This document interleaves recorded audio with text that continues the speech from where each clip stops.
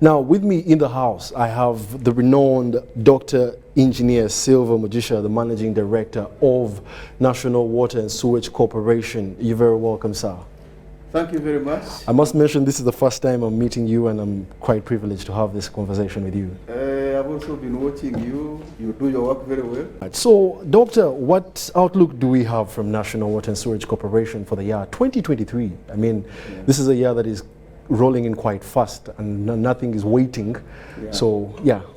Well, we've just celebrated National Water at 50, having formed National Water in 1972. A strong foundation has been laid now, and we are looking at reaching all those Ugandans we have not reached. And I think that's where the gist of the matter is. How does National Water, based on the foundation it has already established, to reach as many Ugandans as possible? I'm happy recently the minister gazetted more towns to us. We are going to Kakumiro, we are going to more towns in Fort Portal, and many more. For us in National Water, it gives us pride when we see more Ugandans getting access to our services. So we think that in the next 5 years, we shall have moved from serving just 18 million people we serve now to 25 million people. We should already have moved our assets under management, which are about 4 trillion now, to about 6.5 trillion. When the assets increase, it means the infrastructure has increased and you are reaching more people. Our total connections are about 900,000 now. We want to move it to about 1.2 million Ugandans served. In how long? In the next 5 years. Okay. In the next 5 years. So those are the few areas where you can see where the organization is going, having really come from very far as an institution. Now, of course, bringing that in, coming from very far, you celebrated 50 years just recently, and one of the innovations I can say that you are implementing to help you manage your business efficiently is the electronic billing, something that has not been there in the past. Would you kindly enlighten us about electronic billing? Thank you very much. First of all, I want to apologize to Ugandans. We've just started electronic billing in Kampala, and it has brought a little bit of inconvenience for people. Some of those inconveniences are really perceived inconveniences. The problem we've been having with the paper bills, when we give you a paper bill, within 2 or 3 months it fades, and you can no longer track what your bills are. And it is also not easy for you to track the history of your billing. So we have now introduced this new technology of online bills. So the bill comes on your phone by SMS. It tells you how much you have consumed in a month, and therefore what is the bill, and therefore if you get this bill plus the previous bill, it gives you the total bill you must be paying. It also gives you on your SMS that if you need the details, please click here and go on the detailed bill. The online billing system also allows you to go on our website and access the details of your account there. So it's a very good system. It is making our service to our customers more efficient, and it is giving the customer chance to go to his or her details as and when they want. The problem we have is when the customer gets a big bill, he thinks maybe something has been done on his meter readings, which is not correct, because the technical aspects of the billing system have remained the same. It is the delivery of the billing information that has changed. Now we give you an e-bill instead of a paper bill we are giving before. Okay. So I want to request our customers, we have challenges, of course. If we don't have your proper contacts, then you will have a problem receiving a bill from us. So if you have a problem, if you are not receiving your bill, it means either we have wrong contacts and you need to come to us and correct your contacts, or if the tenant is not getting the bills, it means the bills are going to the landlord. So there needs to be collaboration between the landlord and the tenant. Yes. But what we can promise the customers, what we have introduced is going to give you better customer experience. Okay.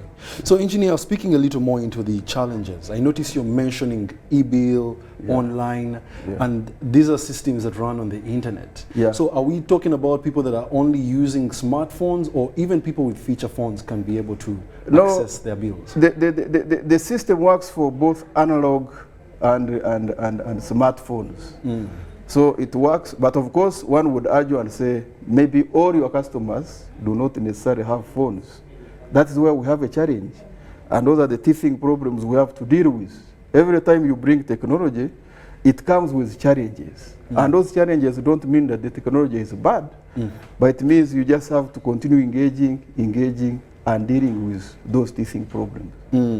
So your mantra is water for all. What are you doing in the next 5 years to ensure that all Ugandans do get water?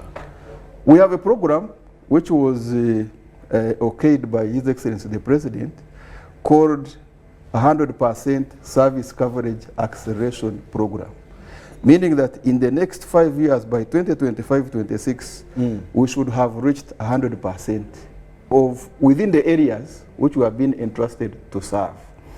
Now, there are so many inputs required here. We of course need resources, which resources, as you know, according to the international economic situation, there is a bit of an issue there. But we think as the situation improves, we should be able to implement this 100% service coverage acceleration program to reach every Ugandan with piped water in areas entrusted to us. Right now we are implementing many flagship projects. We have a project in Karungu, it has started. We have a project in Chankwanzi, it has started. We are starting a project in Tororo, in Soroti, in Mbare, in Rira, in Moroto, in Parombo. We finished the project there. We are starting a project in Chihihi, in Kanungu, in Chisoro, in Bushenyi. So we are starting many flagship projects, and those projects were unveiled to Ugandans on our National Note at 50 by His Excellency the President. Okay. So the momentum and the spirit of serving all Ugandans is there. We only have to remain focused, have strategic clarity, so that we can serve all of them. So you mentioned that the electronic billing was prototyped in Kampala. What's the next step for that? Every new technology starts small. You first observe what the teething problems are. You solve them before you roll it over. So far, the steps we have taken are very promising. We are almost at 90% complete with piloting it in Kampala. And after Kampala, we shall replicate it in all the towns where we operate in. Okay. Right now, we operate in 265 towns. So all those places will have e-billing system. Okay. So I'm sure I speak for some people when I say that prepaid water bills have taken quite some time before. Why wouldn't we be having prepaid water like we have prepaid electricity by now, 2023? One of the problems that water utilities face is lack of strategic clarity. Right now, our strategy is to reach all Ugandans. And one would suggest that maybe prepaid meters are a good input in that. The answer is no. Prepaid meters only bring convenience for those people who already have services. Now, our issue now is those Ugandans who don't have water. A prepaid meter is almost 1 million Uganda shillings. We have almost 900,000 connections. If we are to put prepaid meters on all these accounts, we would need 900 billion, close to 1 trillion. So the issue now would be, is it thinking right for you to bring 900 billion or 1 trillion into prepaid meters to create convenience for people? Or would you rather invest it to reach as many Ugandans as possible? And then when you have done that, you can gradually transit into prepaid meters.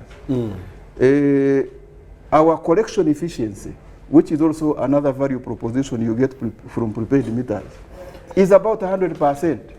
When you are collecting almost everything you bill, a prepaid meter does not add value.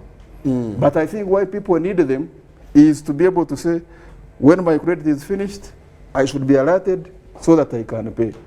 But convenience can cost money.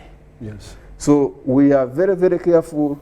It is a serious balance we have to do. Convenience versus the need to have all Ugandans, access to all Ugandans. Yes. And I think we are good to go.